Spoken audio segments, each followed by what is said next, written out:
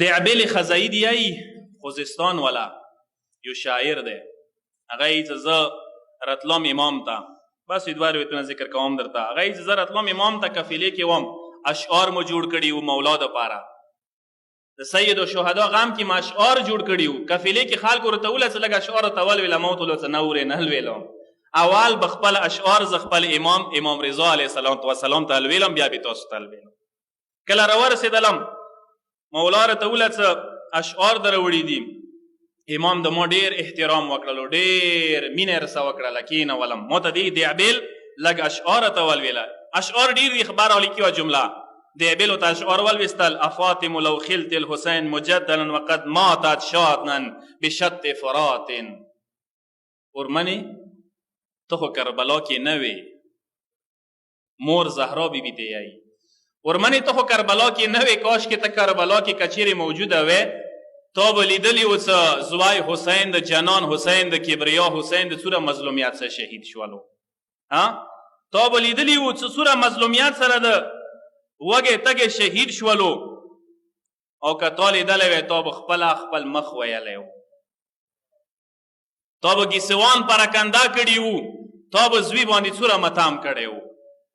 هغه د فرات کنارې سره درو ورځو تږې شهید شولو دعبیل څه کله دا اشعار ولویستل مولا ځان سره نږدې کو مینه محبت یې ورسه وکړلو لاړو مولا کمرې ته ننوتلو مولا یو کمیس راوبسلو دعبیل ته لاس کې ویر کو دعبیل دا کمیس واخله دا د ما خصوصي کمیس دی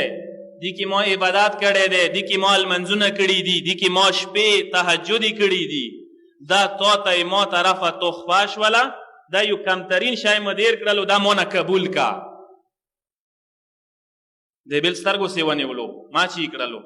مولا جیب ته لاس کو سوره ناظر وهېرې کړلو دعبیل و په سوالو مولا ته دی چې مولا ناظر محتاج نه یم مولا ما ناظر دپاره مجلس نه دی کړی زه ناظر تامې کې نه یم رغلی څه اشعار ملویستلي دعبیل ته مولا په زوره جیب کې ناظر ویل کو څه نه دعبیل دا د څه وخه په درد به د وخوري کار به دیر کی ته دینه زیات حقداره یې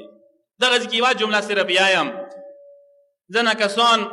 مثلا مجلس حسین باندې خرچه کیږي هغه ځای کې کنجوسي کوي سوچ مو دی خبرې ته بل ځای کې کنجوسي نه کوي پاڼې پټي خونې کې رنګ کې بلډینګ جوړوي دنیا باندې پیسه خرچ کوي خو مجلس حسین کې پیسه ته نه وځي زړه یې وځي خفه نه شوي ځان ته یم زړه یې وځي هغوی ته پاته نشته چې دا پیسه د زه کومې لارې کې ویر کوم دا پیسه د چا لارې کې استعمالیږي دا باده دی چې یو سړی مطالبه کوي دا ښه خبره دی چې یو سړی حسین لارې کې پیسه خرچ کوي دا د اهل بیتو روش دی دا د اهل بیتو خلخواني روش دی دا هغوی طریقې کار دی